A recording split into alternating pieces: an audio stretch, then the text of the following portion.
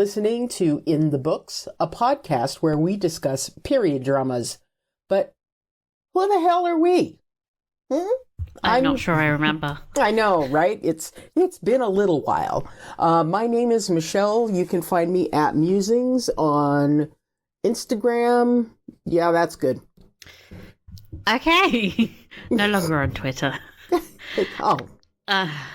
And my name is Rita. I'm at Annoying Rita on Instagram. And even that I'm considering deleting at this point. It's all up in the air. Yeah, I go back and forth on it. Because, meta. But, Anyway, anyhow. We're back to discuss episode 2 of season 2 of Die Kaiserin, the Empress, to those of us who speak English. Since we were last with you and we acknowledged that it was a while, the show has been renewed for a season 3. So, yay! Yes! But it's a third and final season, so be prepared to say goodbye to our beloved show next season. But we've got so much to talk about before then. I know. Anyway, so this episode was called Der Traum, I think, aka The Dream, and it was directed by Maximilian Erlenwein and written by showrunner Katharina Eisen and Elena von Sorken. Oh my god, did I give so much? So much German. To the recap, Michelle. Alrighty. We begin in Elizabeth's fever dream. She is wandering around in the forest in a romantic flowing gown, where she keeps running into the dead Italian from the previous episode. Meanwhile, a desperate Franz watches over her, cooling her brow and begging for her to wake up. The next morning, he has an anxious meeting with the doctor, who explains that although her bleeding has stopped, she still has an infection, hence the fever. Franz is very worried and lets his frustration be known. Sophie and the Cardinal are also in the room, because of course. And Sophie has the gall to ask whether this will affect Elizabeth's ability to conceive, because, that's the most important thing on the planet right now. The doctor explains that another pregnancy might kill her and the baby. Sophie looks concerned, but the Cardinal is like, nah, we can just find another doctor who will tell us what we want to hear. Franz screams at them to stop and makes it clear that the only thing that matters to him is that his wife is alive. We then cut to Franz and his valet. As his valet is dressing him, or valet? Valet. I say valet. Yeah. Valet? It's probably valet. Yeah. I'm always wrong. Yeah, valet. As his valet is dressing him, he asks if he plans on seeing the newborn princess. She was born nearly a week ago, and he has not been to see his daughter. He refuses. Franz heads to a cabinet meeting where he is told that there is a growing rebellion in the Lombardy region. He wants a non-military solution to this problem, and the Archbishop of Vienna suggests they align themselves with the Pope and have him try to calm the famously very Catholic Italians down. I can't believe I had to write, yeah. Italians are Catholic. Von Bach is horrified, but is unable to make any suggestions of his own. So Franz asks for plans to be drawn up for his consideration. They also discuss the need for an ally in Napoleon. And we cut to their special envoy, Big Boy Maxi, as he nervously approaches the palace. Once he arrives, he's greeted by an excited and much taller Lucy Witsy and his mother, who trolls him about his depression moustache. Sometimes you just have to stand, Sophie, Yeah. She is really clearly happy to see her son again and gives him a hug. Maxi then learns that his brother's not exactly in the best of moods for this reunion following Elizabeth's illness, and this increases his obvious nervousness. He is then summoned to see Franz, and Maxi being Maxi, he can't help but make an awkward joke, which falls flat. Like, read the room, my man! Yeah. Franz very much informal mode, proceeds to explain the situation with Lombardy and asks his brother what he suggests they do. Maxi recommends an alliance with France, and Franz is like, excellent, then you can be the guy to build that alliance. Max, seeing that his brother is somewhat open to him, makes the mistake of mentioning Elizabeth. It goes... Dude. Yeah. Franz goes like full Will Smith and tells him to take his wife's name out of his mouth, and full respect to it. Full respect. Yeah. Maxi's like, this is ridiculous. If you don't trust me, why are you sending me to France? Franz tells him that this is his opportunity to earn the trust back, and then makes a dramatic exit from fully on board. Yes. Franz then goes to visit his wife, who is still unconscious. He lies down next to her on the bed, really sweet, and falls asleep by her side. We then cut to inside Elizabeth's dream. She is, still trapped in that forest. But this time, things are darker and scarier. It's the forest from Twilight.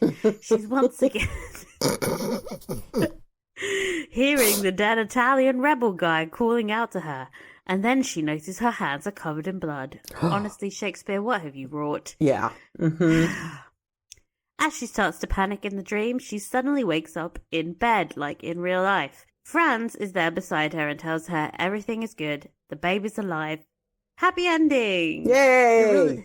The relief is overwhelming, but he begins to sob, and it's like she has to comfort him. Yeah. But the two hold each other. It's very sweet. Yes. Yes, it is. We cut to Maxi, who is on a luxury private train to Paris, sipping champagne and marveling at how his luck has changed in just 24 hours. That's when the train makes a sharp break, and he sloshes drink all over his face. My favorite thing to ever happen. Yeah, I adore the pratfall, and I love it. Let's see. Life is trolling him. He is told that the train ahead of them has broken down. It was carrying a noble lady who asks to travel to Paris with them instead. And you'll never guess who it is. It's only the bloody Princess Charlotte of Belgium. Shock gasps from the history nerds. And I have a feeling that our history corner this week may contain information about Princess Charlotte. I can't get into her whole life story. Just the beginning part when it was still full of hope and dreams. There we go. Anyway. Okay. It's clear within 2 seconds that these two are going to bone. The thirst levels are off the charts. Back in Vienna, Elisabeth asks to hold their daughter, and Franz allows him to smile a little as she gushes over the wonder that is their child. The baby begins to fuss, desperate for a feeding, and Elisabeth is crushed to realize that she won't be able to feed her daughter herself. She watches on sadly as the baby is passed to a nursemaid. She then asks Franz what he has named the baby, except he hasn't. Back on the train, Charlotte looks at a newspaper announcing the birth of Franz and Elizabeth's daughter.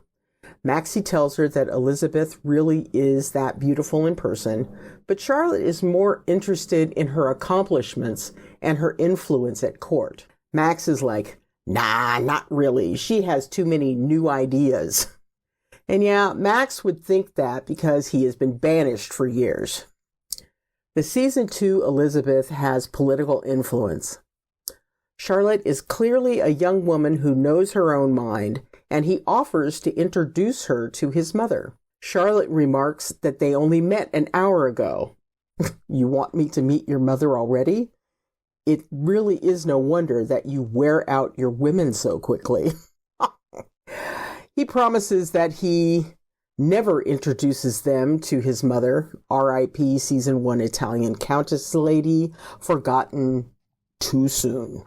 So soon. I know. And he's just been lying straight up and down this season. Yep. Don't think I haven't noticed, Maxie. They're trying to give you a redemption arc, but I see through the bullshit. Exactly. Back in Vienna, not the princess, Charlotte is feeding bone broth to Elizabeth. That's going to be really confusing for me.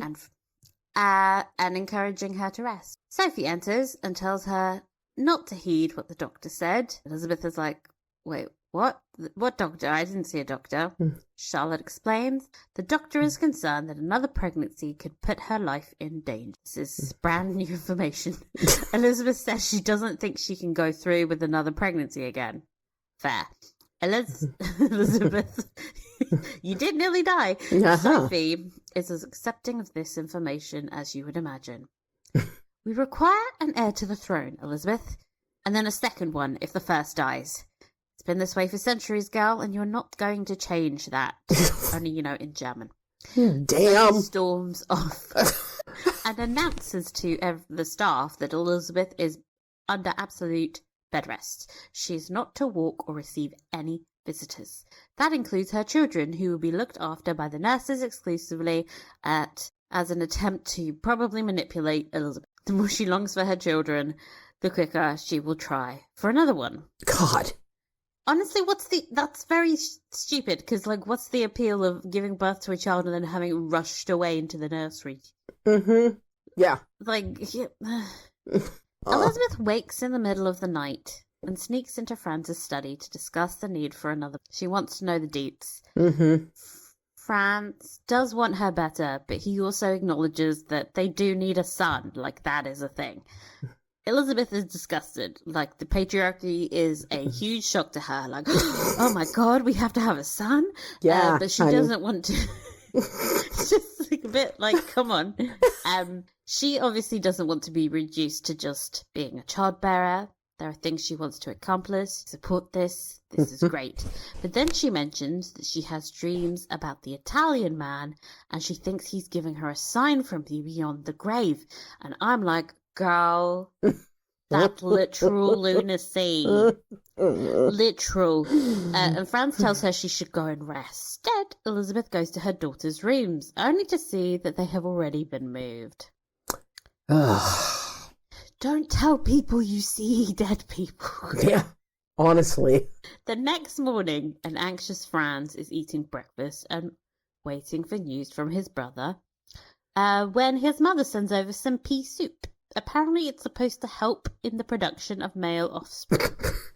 Franz takes one look at the soup and leaves the room. Oh, God. That's awesome. Can't wait to see all of the other things she manages to do to try and inspire virility for a male child. I don't know how soup's gonna do it. No. No idea. Meanwhile, Elizabeth is meeting with not Leontine, who tells her the dead guy was named Alfonso Tadini.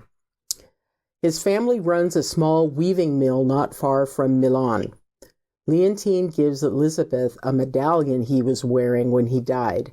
Side note, for anyone not raised Catholic, this is probably the most popular of all devotional medallions. It's supposed to serve as a constant reminder of the mother's love, protection, and the promise of salvation through her son. This show is so good at symbolism. Oh my God, give them another Emmy. They need it. I have that medallion, so I was like, oh, we have similar taste. Mine was bought on Etsy, though, so... Oh. Okay, not the princess. Charlotte then walks into the room and finds the two friends together, and things get tense quickly. Elizabeth asks what on earth is going on between them, and when neither is forthcoming with details, she demands they stop fighting. Then, I don't think this situation is fixed, but you can't blame a girl for trying. Okay, back on the train to Paris, Princess Charlotte has come to bid Max adieu. She is off to meet her contracted future husband, Pedro V, the King of Portugal. Maxie pretends to have never heard of Portugal. I was ready to jump through the screen and fight him. I had a visceral reaction. Oh my God. I was like, how dare you? Also, you were engaged to a literal Portuguese woman. You lying little dick. Anyway, I hate him. Anyway, they make longing googly eyes at each other as they bid farewell. How dare you do this to my boy Pedro? Anyway, Maxie arrives in Paris, this time with a blue present box for Napoleon's son. He would just switch the colours, babes. That's what he was doing this episode. So he's introduced to Georges Eugène Haussmann, who is a French-born German, who famously rebuilt Paris in the mid-19th century. Nobody ever mentions that he's German. Anyway, that's probably why he was mentioned so much in this German TV show. They look at a model of the future Place de 12. I'm sorry to all the French. It's the meeting point of 12 straight avenues, and right in the centre is the Champs-Élysées. It's fantastic. Don't ever go there if you're in a taxi. Like, the roundabout system is chaotic, and like I feel like I had 6 near-death experiences. Anyway, it's the grand building project that would ultimately see the displacement of the poor and disenfranchised of Paris, but on the plus side, it's pretty. So, perfect. Anyway, they talk about that for a while, and then Maxie is invited to a party that evening to discuss why he's there. Like, I thought the whole point of the meeting was to talk about it, but no. It was to show off his buildings. Yeah. Back in Vienna, Elizabeth has escaped her room. How? And goes into the garden. She sees her daughter playing in the gardens and takes the opportunity to run and play with her. But she is still very weak, and it's clearly struggling to keep up with her daughter. Unfortunately, yet again, she starts to have full-blown hallucinations of the dead Italian. This distracts her, because, you know, it would. And when she finds her daughter again, she is being pulled up and away from a pond by her maid.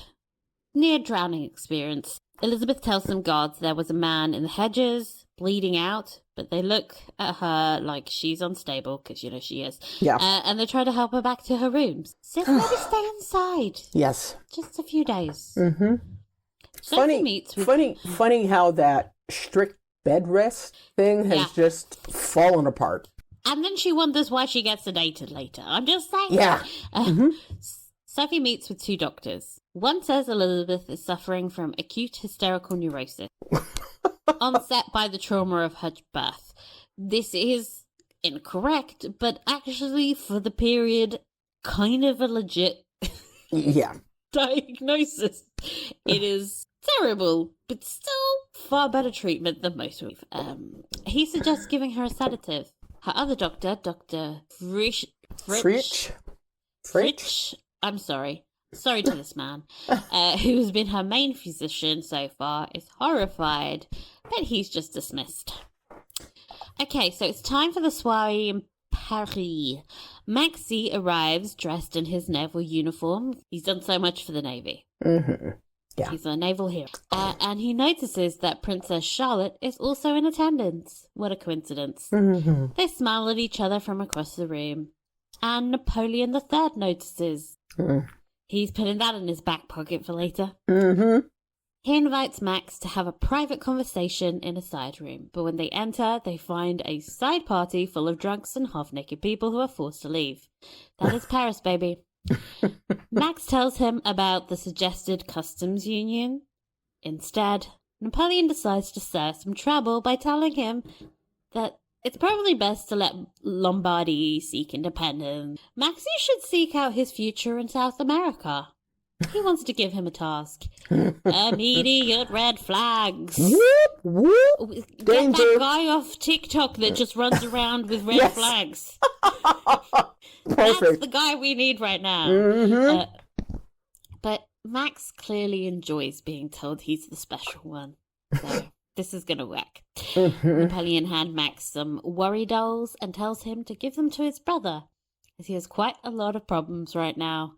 Lombardy, Hungary, no heir to the throne, and a dipshit for a brother. Back in Vienna, Elizabeth's new doctor arrives and tries to sedate her. She refuses and instead goes to see Sophie, who reminds her that Elizabeth was seeing imaginary people in the park earlier that day and this put her daughter in danger. She threatens to tell Franz, but Elisabeth begs her not to. Sophie agrees, but in return, she requires that Elisabeth take the sedation. She does. Marguerite, who is Sophie's head minion, pulls the doctor aside and complains about headaches and heart palpitations. He suggests a hot bath, but she's like, "Nah, that's not going to cut it. I have to serve the Archduchess. Give me some of that sweet, sweet sedation." He hands it over. I'm sorry, but Marguerite is such a mood. Yeah. Meanwhile, the monster causing her anxiety is having dinner with Franz and Elisabeth's child. She decides she's going to spend more time with her and starts calling her Sophie. The little girl nods in agreement, and they do a cute little cheer to the Sophies.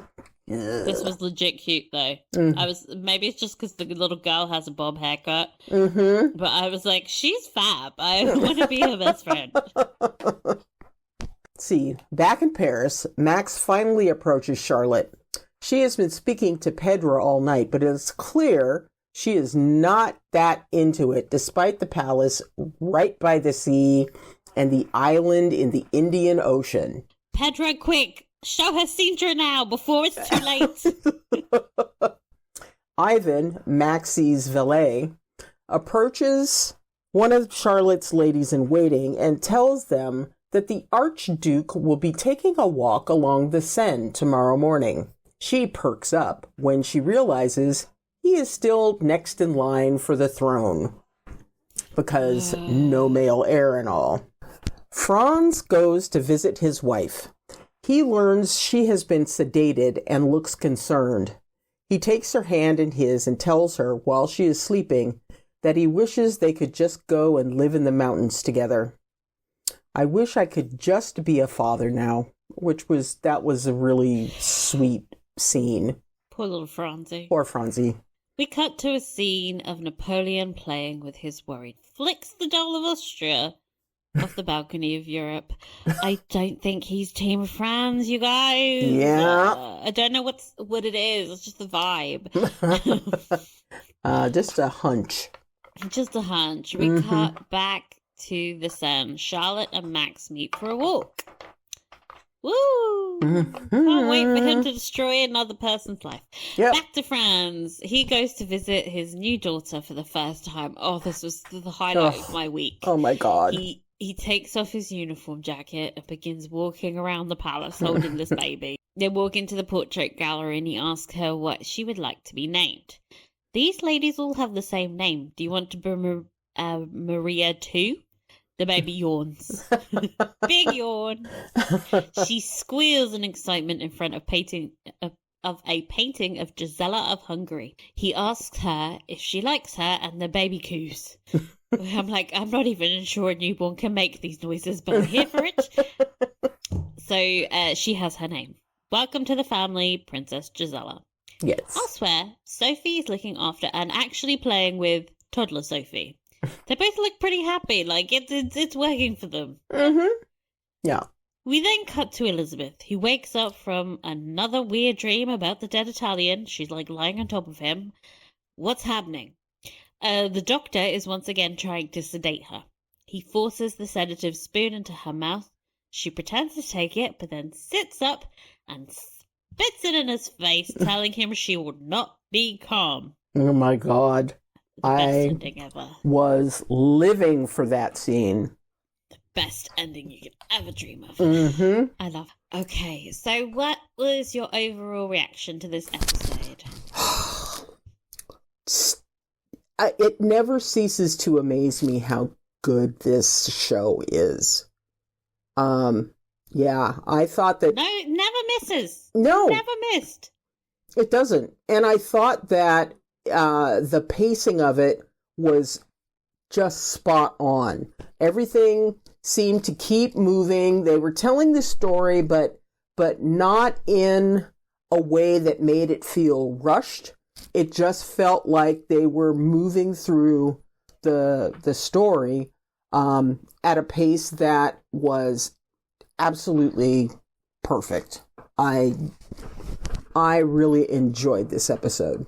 I'm a fan. I think there's so much to delve into. I think also, like, the more I watched it, the more details I noticed and the more it improved, actually. Like, this is a show that holds up on rewatch, which is so very fucking rare. So, yes. loved it.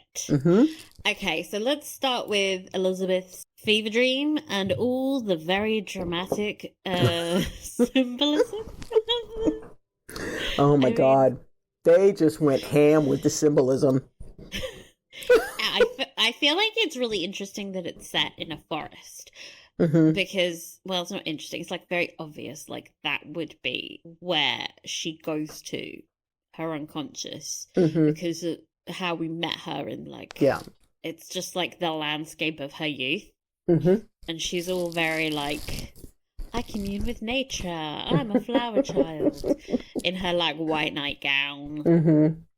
And then, like, the subtle ways that they've made the forest go from this joyful place to, like, really dark and scary. Yeah. I thought that was clever. It was beautiful cinematography. And all the blood makes total sense, even though I mock the blood in the hands. It would be trauma related to her birth because of all the fucking blood. Yeah. Makes total sense. I mean, I'm still not over the last scenes in the first episode where, you know, she's just... me forever. Yeah, she's just lying there and there's just blood everywhere. It's like, okay, you can stop now.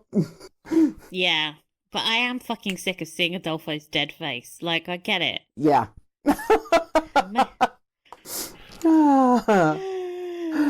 Oh my gosh. So this leads into Elizabeth's so-called recovery, but really just her deteriorating mental health. That whole thing. Yeah. I'm thinking to myself, oh Lord, are we talking about it's not postpartum depression, it's postpartum psychosis, basically, is what we're seing. I thought it was like PTSD, because like hallucinations are a really big part of PTSD. Yeah, that could be true. Who the fuck knows? It's very hard to diagnose her through the, but like through a TV show. Yeah. But I definitely think it's linked to... Because she hasn't had the mood swings or the hormonal stuff that you would need for... Well, maybe she has, I don't know. But she's been unconscious, so how could she have reacted? Yeah. I don't know. I don't know what's going on with her. Yeah. But there's something wrong. And in terms of the diagnosis, they did give her the hysterical neurosis diagnosis. If anybody wants to listen to a deep dive into what hysteria meant, where it started, I recommend you listen to our Sanditon Season 2 podcast, because I got very in-depth there. But basically, hysterical neurosis is this outdated term for any kind of schizophrenia in women, like any... Yeah. But even not even that, either you may not even have been mentally ill if there was any kind of show of emotional or misunderstood physical symptoms. They were weirdly obsessed with wombs. They thought it was the womb was causing your neurosis. Yeah. Yeah, and you know the womb was actually moving around in the body and causing all of these problems, and you hear that. That's why you can't go on a train, because your womb will move around and cause you to become hysterical. Yeah. Now, anybody hearing the womb is moving around should have gone, you're mental, right? I mean, it's like, it's not like body organs don't move around all over the place. I think they just like... Because the womb can expand, they're like, it's this magical thing that can move around, because they have no understanding and no interest of understanding the work. It's just so insane. But linked to that is the use of sedation, which was like a really... I mean, you could get a mild cold in the 19th century and they would give you sedative. Yeah. But what's interesting to me is that sedatives are usually used to treat psychoses, especially in like urgent cases where there is a fear that you might harm yourself or someone else. And most TV shows are like, sedative's bad. How dare you use sedative? And I always roll my eyes because, like, people need sedatives. Sedatives are an important part of fighting any kind of mental illness. What's interesting here is that usually we see shows like Sanditon where there's no mental illness, but they're sedating them to make them seem like them. And in this case, we've got, she actually is mentally ill. They're sedating her, maybe too much. Yes. And the worrying aspect here is not that the sedative itself, because we get to see a case of a woman asking to be sedated, which is fantastic. It's not the sedative that is the problem. It's Elisabeth's lack of agency that is the problem. And like I said, I think probably a little bit of a sedative would have been quite a good thing. Maybe, hey, while she was giving birth. Stop her going through all that pain. Maybe. Yeah. So there's some really icky stuff going on around the mental health aspect and also like the lack of agency. And that's to be expected because I think it's important to remember that mental health crises were associated with moral failings in this period of history. I think there's an undercurrent of like weird judgment with Sophie. She's treating Elisabeth like, oh, she's defective. Like she's done something wrong and she's caused this traumatic event to happen. And she doesn't see Elisabeth as worthy of any kind of sympathy. So I think that's at play here. Yeah. I mean, when you think about the question of mental illness in general, I mean, we have seen not mental illness being a moral failing, but being a kind of just failing as a person.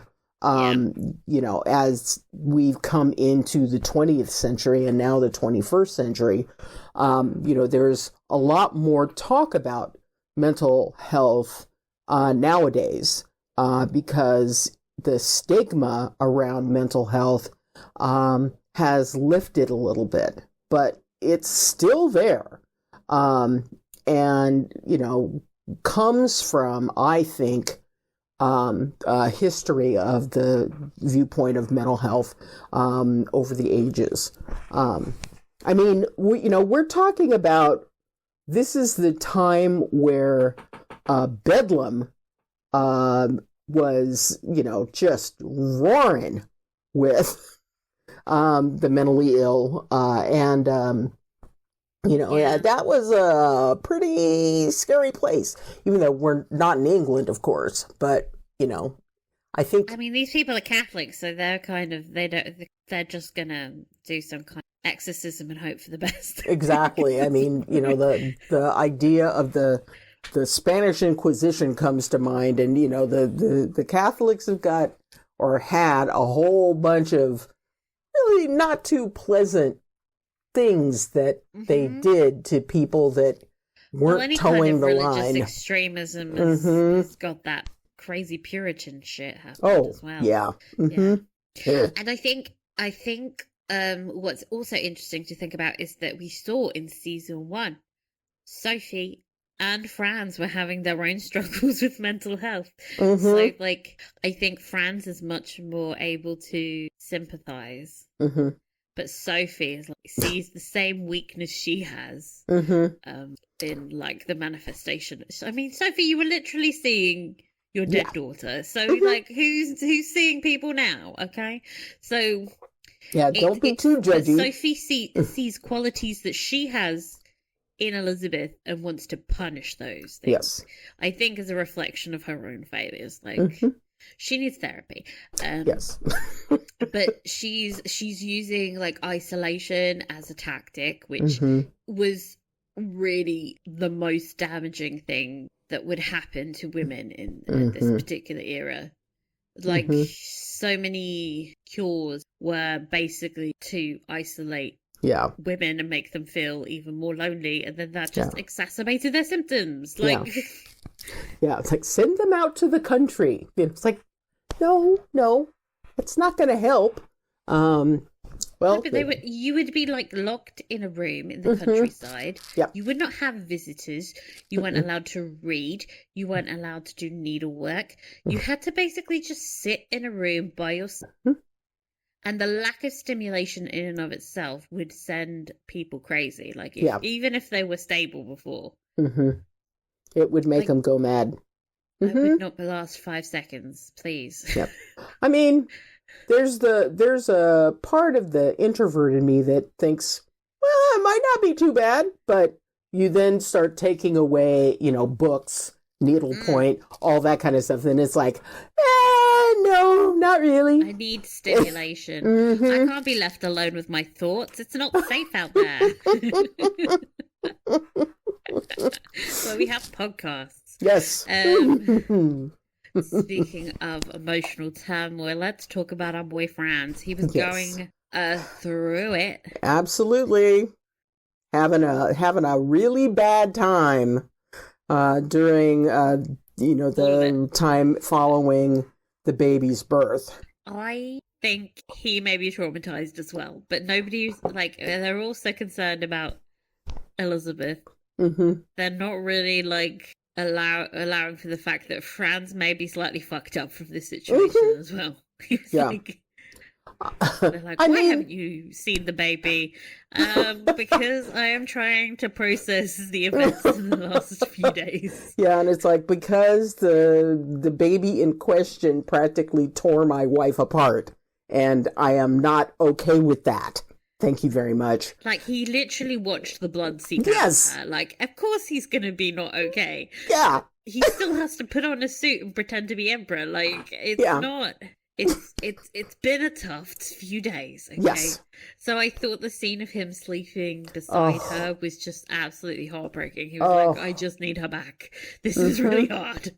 Yeah. And then when she wakes up and, he comforts her, but then bursts into tears. I mean, you just see the weight of everything that he has been going through over the last several days.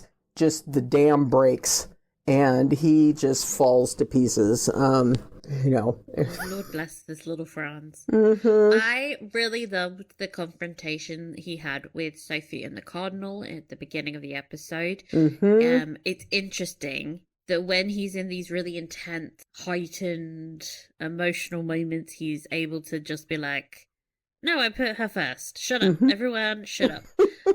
But then, like, after a few days, he's like, okay, she's alive. We survived this. I'm still the emperor, and I still have these... I think he's, like, in this completely fucked, impossible situation, because as much as he might want to say, like, okay, let's not worry about having another kid. Let's just keep you alive. The next person in line to be emperor is Max. And he's a piece of shit. Yeah. So... So it's like, we have to have a son to protect Austria from the nightmare that is Max. Exactly. Like, if you, like, this is another thing that bothers me about Sophie. You had 3 sons, okay? If Franz doesn't produce a son, you got backups. there's your other 2 sons and your other 2 sons' kids. I realized she had an extra son that doesn't exist on the show, so it's like even more kids, like just sons everywhere. Like, you're okay, you did your duty, now shut the fuck up. Yeah. But then I remember Max and I'm like, oh yeah, okay. Yeah, we have don't that. Trust him either. Yeah. And in terms of his relationship with Gisela, so this, I mean, who hired this baby? And they need an Emmy as well, because they found the gingerest baby you've ever seen. It was so cute. And the way he held her little cute. head, he was just like, she's so small. So in real life, Gisela and Franz were really, really close. Like, she was more close to her father than she was to her mother. So it was really sweet to see, to like have that detail in the show, to be like, yeah, Oh. she's a daddy's girl. Oh. She's picking her own names. Oh my God, that scene was just so lovely. It was like, oh, it's his girl. It's his little babies. He loves her, really. Yes. Even though she tried to kill her mother. Yeah. Yeah. Oh. Okay, so then we've got to talk about Sophie, and then we've got to talk about Max, and it's just all these people. So Sophie, we spoke a little bit about it, but the isolation here. So Sophie wants to maintain control over everyone in the royal family by influencing even these children. I mean, she renames the eldest child Sophie. No, she was christened Sophie. Like, it's not a renaming. Like, we're just using the name. But what was she called prior to that? I've forgotten. She was Finchin, like Finchin. Okay. Or so whatever. I can't pronounce that name. Okay. And they were like, "No, your name's Sophie." Okay. It's. I think they went with her middle name or something. I think she's doing it to punish Elizabeth and to manipulate her into being more compliant.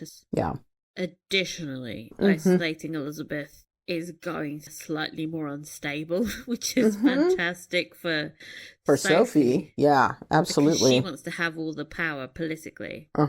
So win-win-win. Absolute evil. The moment where she hugged her, I was like, oh my God. My skin was crawling. And the way she was dressed, it was like full Disney villain. Like, yes. She was Cruella de Vil. Yes. With the massive skirt. And yeah, it's just, she makes my skin crawl. So one thing I found interesting was the way that Sophie was in charge of all the medical decisions. And I did a little digging, and technically, yeah, women were relegated to those kinds of roles. Health and domestic matters, where like kind of, you wouldn't expect a man to stick around and find out what the hell's happening. I just find it staggering that she feels comfortable making reproductive decisions for Elizabeth. Yeah. I mean, it's like, we know that, this is there's a need for a son, but do you think you could hold off on getting into the pressure to have another child? She just woke up from a coma. And she's like, have a baby now. Yeah, it's like, excuse me, I am still a mess down below. Do you think I'm going to let anyone near me, let alone the husband that I adore? It's like, that penis is a loaded gun. Not enough pea soup in the world. No. But I think it's really interesting from a narrative perspective that the person that has all these patriarchal expectations is a woman. This highlights the way other women can be complicit in the patriarchy. We're seeing it so much right now in the news.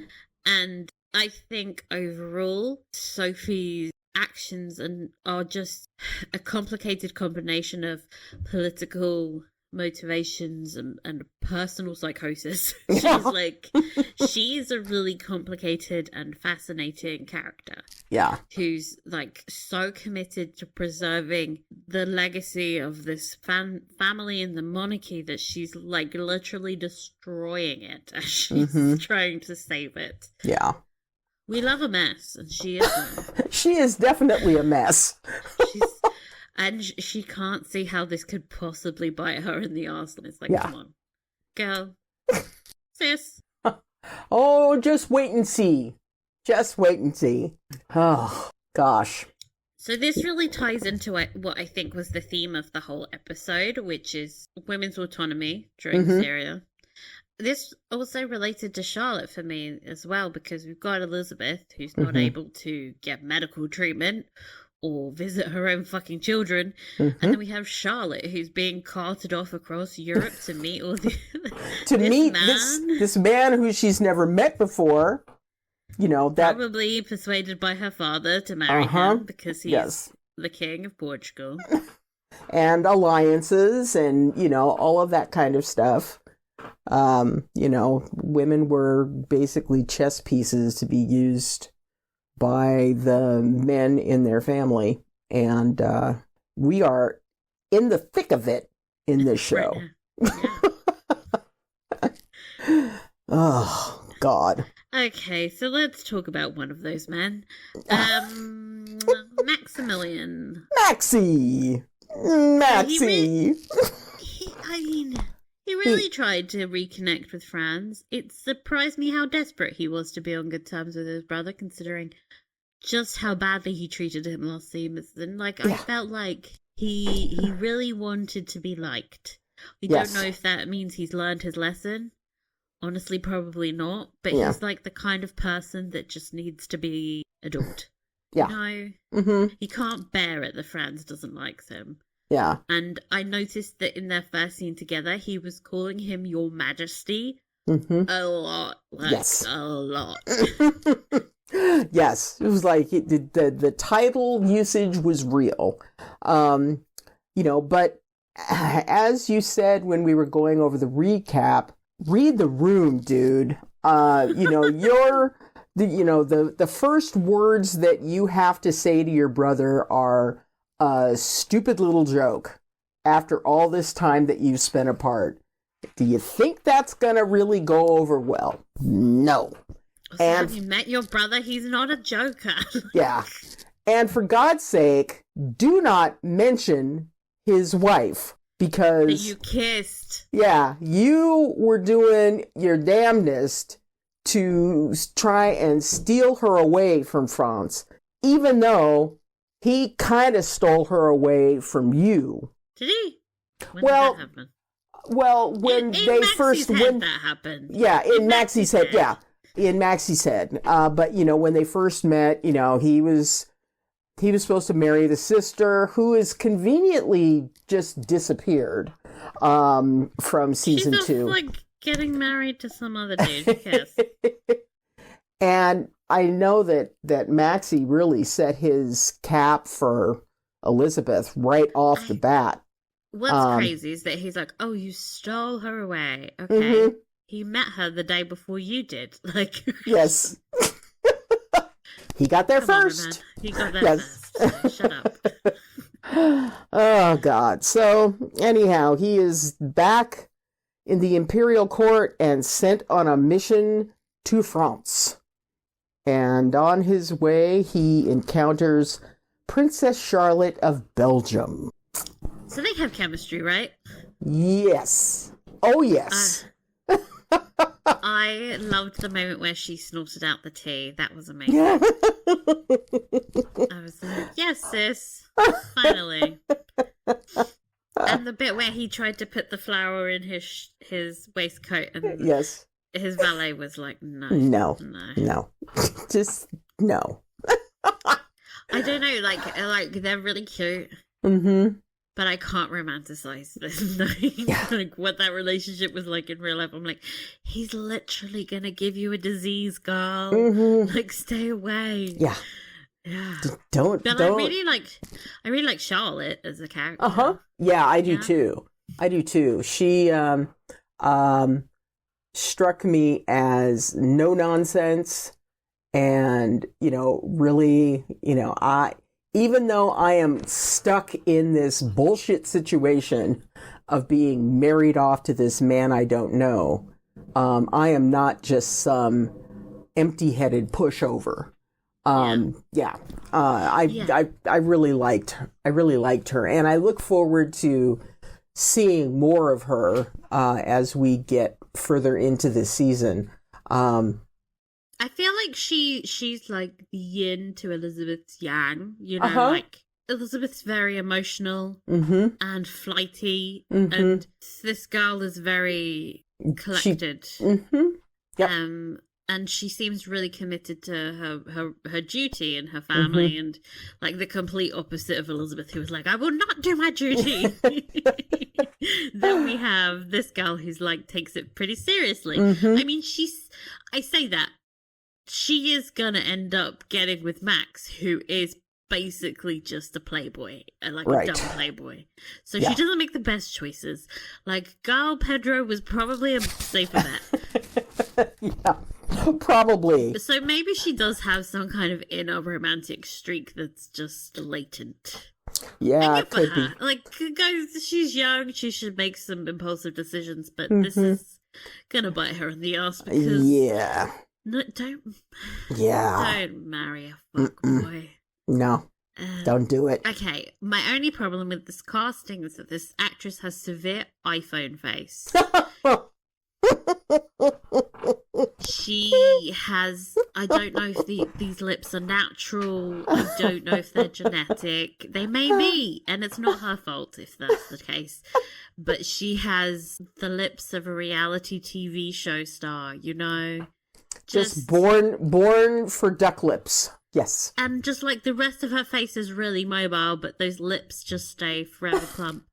And it's, again, I feel really mean saying it, but she just doesn't, it's incongruous to the rest of the show. Like, not that it's like not super modern in its own way, but there's, she's so serious, and then she has those lips, and I can't take it. I don't know. You know? Yeah. I mean, yeah. I know. I hope that I just get used to her face being an issue. It might happen. I don't. Me too. I'm tired of seeing people with lips this big. Like, people used to have distinct faces, and then now everyone has the same face. Yeah. I have started to notice that as well. You know, and it's like even in some of the true crime stuff that I've watched lately, it's like the mom and the daughter, they look alike, but not because they're mother and daughter. because they went to the same plastic surgeon who is obsessed with upturned noses and big balloon lips. Yeah. We don't all have to look the same. No. I think that's the thing. No. We don't. Okay. Other newly introduced character is Napoleon III. Yes. He's third by name, third by ranking of interest. And also, shout out to the show. They started off with Max speaking French. Like, oh my god, do you know what really pisses me off is when they introduce a foreigner and they just never attempt to speak that language. Yeah. But Max, I mean, eventually they do switch to German, but I did fact check this, and Napoleon III spoke German, so this is acceptable. Yes. There you go. Okay. No, that was a nice touch, to have him show up and speak French. You know, he's supposed to be a Francophile. It bothered me in season 1 that he and the French guy were speaking to each other in German. He was like speaking to the French ambassador. I was like, make him speak French. He's French. It's like you can do this. So yeah. Okay. The worry dolls. I think. Ulterior motives first. Sorry. Okay, so obviously Napoleon's full of shit. Yeah. But the writing is so good that you manage to very subtly highlight his motivations. Like that one shot of him like cheersing his uncle. Just really tells you so much about what his motivations are. He wants to rebuild the French Empire and secure his place in history. Like, that's his whole MO, isn't it? Yep. And so, of course, he's going to feel insecure with the empire as big as the Habsburgs. Him being like, oh, yeah, you should just let Lombardy go. I'm like, okay, shall we talk about all of your colonies, babes? Yes. Yeah, because you have quite a few. We list. Yeah. Yeah. Okay, and the worry dolls are a really good Mm-hmm. metaphor for all of Franz's burdens. Yeah. I will talk about the history of the worry dolls in History Corner. Yay. The way he flicked that balcony. Oh, yeah. Just off the balcony. It was like, okay, well. And I don't like that he had him in the little Franz uniform. I was like, how dare you? Yeah, That's God. exactly the same as Franz's uniform. Mm-hmm. You've been looking at pictures. Yeah. Obsessed. It's giving fan behavior. Go away. Ping! One thing we need to highlight Yes. is that Franz wants a peaceful solution in Lombardy. Mm-hmm. Will he get it? Absolutely fucking not. Of course not. No. But, like, good on him. Mm-hmm. I mean, it's going to lead him into this awkward situation with the Pope. Mm-hmm. But at least he is starting from a place of let's try and work something out so that blood does not need to be shed. And starting from that position, because you can't, it's kind of hard to backtrack from, I'm going to come in there and kill you, to, okay, we've done this for a while. Why don't we just kind of take a step back and look at how we can resolve it? Not a great way of winning hearts and minds. No. That's, I think, what he needs to do. Exactly. The problem with the Pope situation is you don't want to get in bed with the Catholic Church. Mm-hmm. I think it's a short-term solution that doesn't really address the issue here. Yeah. And if the Habsburgs become dependent on the church's support, this makes them very fucking vulnerable long-term. And really stops them making the reforms the country needs. Like, it's just... Of course Sophie loves it, because she's a conservative little bitch, but come on. It's like... I saw why Von Bach was like, no.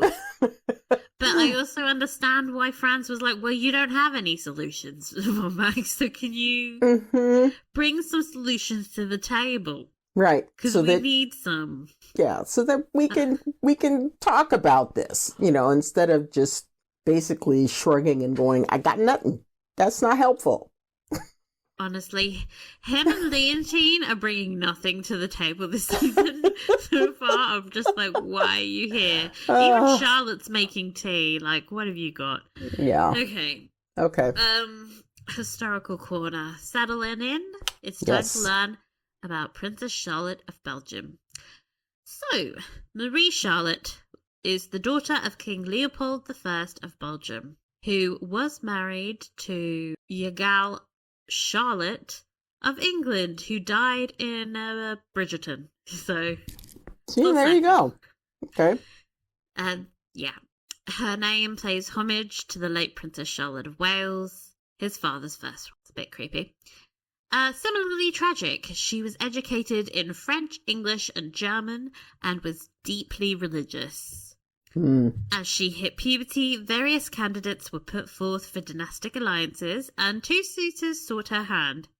Prince George of Saxony, who was quickly rejected, and King Pedro V of Portugal. The latter was the favourite candidate of both Queen Victoria and King Leopold I. Of course, Queen Victoria got involved. Of course she did. Opportunity to meddle in a cousin's love life? Yeah. Gotta be done. Absolutely. But then in 1856, 15-year-old Charlotte met Archduke Maximilian of 15. 15? Yes. She is immediately charmed by this prince, who is 8 years her senior. I just threw up a little in my mouth. Her father, the king, let Charlotte decide who her future husband would be, as she was his favourite, and they announced their engagement a few months later. Cool. Charlotte appeared elated by the prospect of her marriage. Maximilian appeared less so. Despite the fact that he pursued the 15-year-old, he said of his fiancée, "She's short, I'm tall, which must be. She's brunette, I'm blonde, which is good too. She's very intelligent, which is a bit annoying, but..." I'm sorry, what? But I will undoubtedly get over it. Oh, Max. Max is the worst. Spoilers, but their union wasn't a very happy one, and it left Charlotte quite isolated, and he ends up having a bit of a mental decline because of how he treats her. Ugh. Just genuinely quite awful. Mm. Okay, let's talk about Pedro V of Portugal. Yeah, the one she tossed away. I saw him standing there in the background. He looked tall and handsome. Yeah. Okay, so his nicknames were Esperançoso and O Muito Amado, which roughly translates to the hopeful and the much beloved. Yeah, he's a popular figure in Portuguese history because he was very young, very handsome, and despite his short reign, he managed a lot of great reforms, setting up hospitals and schools. My favourite thing about him was that he was a staunch abolitionist, and he had the Portuguese Navy seize a French slave ship off the coast of Mozambique. This led to the French being real pissy and demanding money. Yeah, Napoleon III, you can go fuck yourself. But honestly, what a slay. I loved him.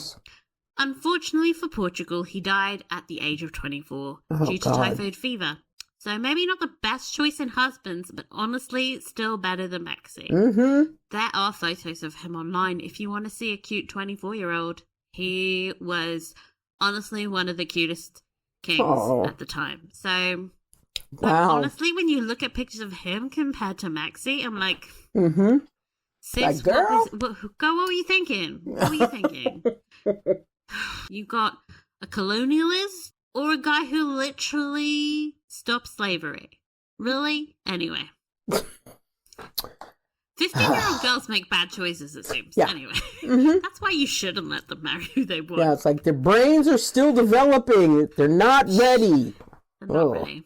Napoleon III. So, Napoleon III, born Charles Louis Napoleon Bonaparte on April 20th, 1808 in Paris, was the nephew of Napoleon I, and he became the first president of the French Second Republic from 1848 to 1852. Yeah, that's a he seized power little through a period. coup in 1851. Yeah, okay. That's your first red flag. And he declared himself Emperor of the French in 1852, founding the Second Empire. So good they had to found it twice. His reign saw significant modernization of the French economy, expansion of the colonial empire, and the beautification of Paris with new boulevards and parks. I love that the expansion of the colonial empire seems a good thing. Yeah, it's like, no, not a good thing. No. Right. Napoleon III led France into the Crimean War and the Second Italian War of Independence, achieving victories such as the Battle of something I can't pronounce. However, his attempt to expand French influence through Maximilian in Mexico completely failed. We will get into the ways that failed. It's such a delicious story. Anyway, the disastrous Franco-Prussian War of 1870 led to his capture in the Battle of Sedan and subsequent deposition. He died in exile in Chislehurst, Kent, England. England? 1870. Oh my God. How did that happen? I can't get into it, but it's a lot of alliance shifts at this point in the apparently 19th century. Apparently, the English weren't really friends with the Prussians, but whatevs. I say at this point, it did lead to World War One. Yeah. Yeah. Worry dolls. Okay. So worry dolls, also named trouble dolls, Spanish muñecas. Okay, no, so I can't speak Spanish. Guadapenas. I'm sorry. Quintapenas? Quintapenas? Portuguese in my head. They're small, mostly handmade dolls that originate from the highland indigenous people of Guatemala. Not Mexico, so what the fuck? You can find them in Mexico, but they aren't Mexican. They're usually given to anxious children. They would tell their doll about their sorrows, fears, and worries, then hide the doll under their pillow before going to sleep at night. It's said that the child relinquishes their worries to the dolls during the night, And by the next morning, all sorrows are said to have been taken away by the worry doll, and they can move forward refreshed the next day. That's convenient. I just think, like, the fact that Napoleon thinks these dolls are Mexican is perfect. Oh, yeah. He's like, Guatemala, Mexico, that's the same thing. The same thing. Right? Yes. I think he was just like, South America, heard of it? Oh, God. If it's so great, babes, why are you in Europe? Anyway. Gads. So that was History Corner. That was a great History Corner. So many different things. Yes. I managed to basically find the one Portuguese king that I like to speak about, so that was nice. There we go. I also do find it funny that Maximilian was like, Portugal? What's that? Like, the Habsburg literally were the kings of Portugal for like a good 200 years. Okay? You're probably related to Pedro. He's probably like your cousin. So... Oh, Maxie, you're just a pretty face. Oh, man. So, favorite performances this week? Okay, so this is like impossible. Shout out to whoever is playing Maxie Valet. He's 10 out of 10. Yes. But probably Elizabeth Devon was amazing. Mm-hmm. It's very hard to play asleep. Yeah. Asleep and distressed. A nightmare. Like, come on.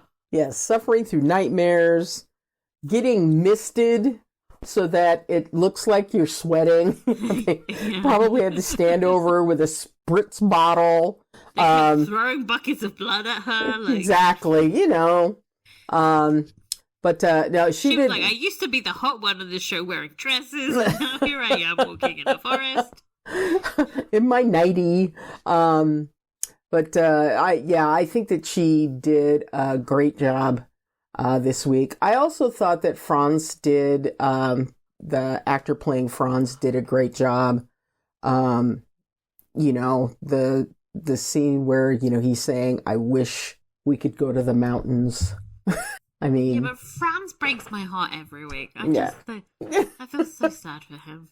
Yeah, he's just does not want to be emperor at all. But like, I can't just give it to Lucy. Like, this is all... Lucy's not ready. I think Lucy might be a little bit too eccentric for their taste. Yeah, I do too. Favorite scenes? Franz with Gisela, just holding that baby. Yeah. Whenever I feel sad, I can just rewatch that scene because it made me... Yeah, also, that scene... the champagne hitting Maxie's face.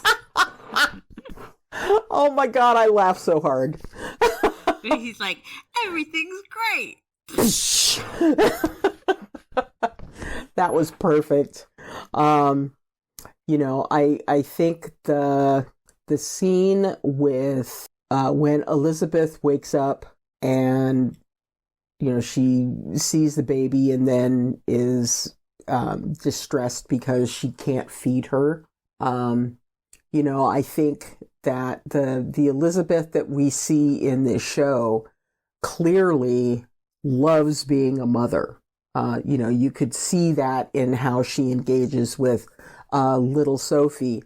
And so it would be distressing for her not to be able to experience that same closeness with the new baby.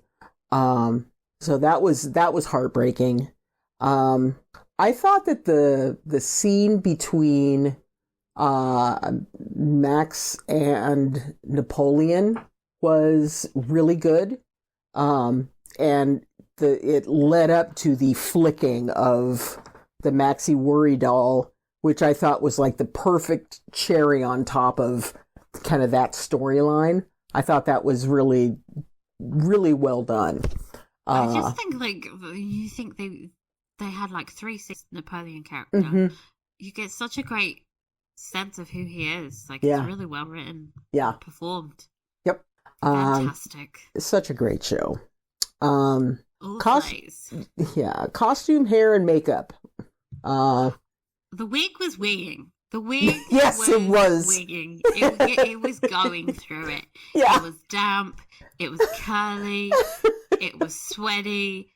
It was everything. It was having a hard time, having to be all lying down against a pillow with water spritzed on it, and then, just kind of looking crazy as she's running around looking for, her daughter. That poor thing. It needed a good wash and conditioning after I like that these scenes. Manky, I think, though. Absolutely. Do you know how many shows we watch where they're absolutely perfect? Demelza was sick and she just looked she looked pale, but she was otherworldly beautiful. Yes, just let people look like shit when they're sick. Okay, exactly. It is not pretty when you're sick. So and there was so much nighty acting. Again, very popular in Poldark. George spent the whole of season 5 in the 90s. You're going through a mental health crisis when you're in the 90s. Running through the moors in the 90s. Oh my god. Oh my god. That show feels like a fever dream. Yeah. You know what's really interesting is that I can't remember a single thing Princess Charlotte wore. She's just got very bland style compared. Yeah. When you think about the fashionista Elizabeth is, Charlotte really blended into the background. I know she was wearing dresses, but they were dull. Yeah. And I feel like that's on brand for her. Mm-hmm. I mean, they may spice up a little after the whole marriage thing, but yeah, did not make an impression on me. That is not to say that the folks that are doing costumes are lying down on the ground. No, they're doing a great job with all of the costumes that are in this show. It was not something striking or memorable or distinct. I think that's the whole point of that character's costumes, is to just be she's the responsible boring one who always does what she's told, so she wears the boring clothes. Yeah. But meanwhile, I think Charlotte and not Leontine were wearing some weird leopard print this episode that I remember very well. I remember thinking, wow, we're getting into really, really far away from period accuracy. That it was some weird leopard print pussy blouse situation. I was okay. It's where did this come from? It's not flattering. I mean, weirdly, it went with the decor of the room. Mm-hmm. So if you want to make them look like furniture, great. Yeah. But it wasn't my favorite. No. Weird move. No. Very strange. Anything you didn't like? Nope. No. Nope. Never have anything to say. Nope. How many glass carriages? I'm gonna go 4.5. Okay. So last time you gave it a 4. Now you're going 4.5. Yeah. I think I'm going... Are you going to go in the opposite direction? Because you gave it a 5. You gave it a 5 last time. I think it's just as good as the last episode. Oh. So 5, yeah. Oh, well, I was there really you worried go. that it wouldn't be as good. Mm-hmm. Because we'd watched the first episode for 3 months in a row. Yes. Like I said, it actually, I love noticing all the different details and being the medallion is important. Don't worry, dolls are important. Yes. Everything is symbolic. Yes. So I enjoyed that. And being able to go down a little Google rabbit hole. I was even trying to find out if the pea soup thing was real. No definitive proof yet. I don't think it's real, but I like that. I can just focus on weird little details. Yeah. And it holds up. This is a great show. Okay. What do we have happening in episode 3? Brace yourself, Elizabeth embarks on a charm offensive across Lombardy, Venetia. Oh, Woo! okay. Good. Do you think they filmed in Italy? I hope. I feel That like would we're be going nice. very multinational at the moment. We're in Vienna, we're in Paris, we were in Trees. Yeah, let's have some time in Italy. That would be great.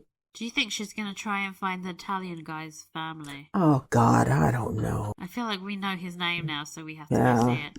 Franz gives Maximilian an opportunity to prove his loyalty. Oh.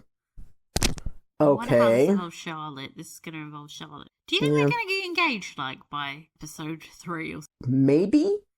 The way this show works, people get together. I mean, if Elizabeth is running around Lombardy, Venetia, Yeah, this is probably... then there's Maybe a going to time have to jump. be some more time that has passed, because she's not well enough to be going on a tour at this point. I remember reading about this trip in the biography, and it was a hot mess. I can't wait to share it. Oh, God. Oh, God. Oh, my gosh. Okay, time for inbox. So we have Awesome! an email that starts, "Yay! So glad you're back, Michelle and Rita. Missed your dulcet tones." I feel like a sense of sarcasm was in that, because my tone is not... There's no such thing. Oh. I felt this episode was a long history lesson. Lots of political discussions about Lombardy and the grab for power and land, but also references to the building of a modern Paris as we know it today, with its beautiful wide boulevards and the Arc de Triomphe. Can all thank Napoleon for that, I guess. I mean, thank all of the millions of people who were displaced. Yeah. Who were just forced. I mean, he would just go in and be like, "Get the fuck out of here, you have overnight." And he would bulldoze the place. But without bulldozers. Because, yeah. Anyway. I think we've over-romanticized the building of Paris. Love that Franz and the gang are back. Poor old Franz just can't catch a break as the emperor. Austria always on the brink of war with Lombardy, an errant brother drinking his life away in some holiday house in Italy. Elizabeth almost dies in childbirth, and all he wants to be is a father and live in the country with his girls, hunting and riding horses. It's so nice to see how Franz is consumed by Elizabeth's health and recovery because he loves her for herself and not for her ability to produce a male heir, as opposed to Sophie, who just cares about the line of succession. Because as she has made quite clear, they can always get another empress. Yes. One with such great hair? I think not. Glad to see Maxie is back and given another job. But envoy to meet Napoleon, God help Austria. Also, appears he's falling in love, and maybe he's met his match. I'm not sure, but I think she's going to keep him jumping for his attention. By the way, Rita, did you laugh at Maxie's quip about Portugal? No. No. I said, I will fight you. I will fight you in the streets. On site. I will find you. He is such a flirt. I love Maxie. I hope he gets up to more silly mischief in the future. I mean, surely he can save Austria from going to war. Fingers crossed. I think that we can count on him to do just that. Well, would you call invading Mexico silly mischief, or would you silly hijinks? Ah, yes, that rapscallion. Yeah. Lord. Well, it would appear that Sophie really likes the horrid mother-in-law trope, doesn't she? She just can't keep from trying to control his Elizabeth. I mean, hasn't she learnt yet our girl is tough? I guess she's desperate to secure an heir for the kingdom, but seriously, Elizabeth is maybe 1 to 2 weeks postpartum. Yeah. Give it a rest, Sophie. Yeah. She's using all the tricks in the book, including keeping the children away, to get Elizabeth to capitulate and resort to undermining her and calling her hysterical. And lo and behold, a doctor appears with sedation. Because God forbid anyone actually include Elizabeth and listen to her ideas. I think Sophie has forgotten that Elizabeth literally saved the monarchy last season by winning over the power of the people of Austria by wanting to speak to be with them.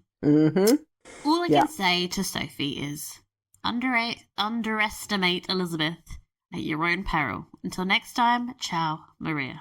Oh, thanks, Maria. Thanks, Maria. It's always nice to hear from you. And I love that everybody knows I take things about Portugal personally. Anyway. Oh, gosh. So that's it, I think. Yes, that's all we have for this episode. We'll be back very soon discussing episode 3 of this show. If you want to contact us, you can email us at inthebooksnetwork@gmail.com. We are on Instagram, so please follow if you want fun bonus content. The content is a lot of fun. Can I just say that I made all the content in the format that it was previously. So having Instagram come along, change the format, and stretch all of my images out and ruin all of my work is making me want to... Damn you! I hate Mark Zuckerberg more than Maxie at this point. Yeah. Well, that is not a hard thing to do, I think, these days. But, don't want to have the secret police come for either of us, so we'll just stop right there. He can't find me. I'm in Europe. I'm safe.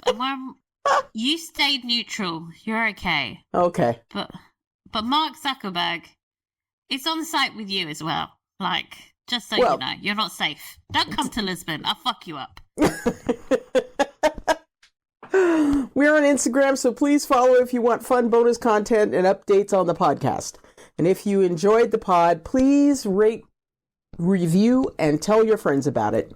Thank you so much, and we'll see you next time. Bye-bye. Bye.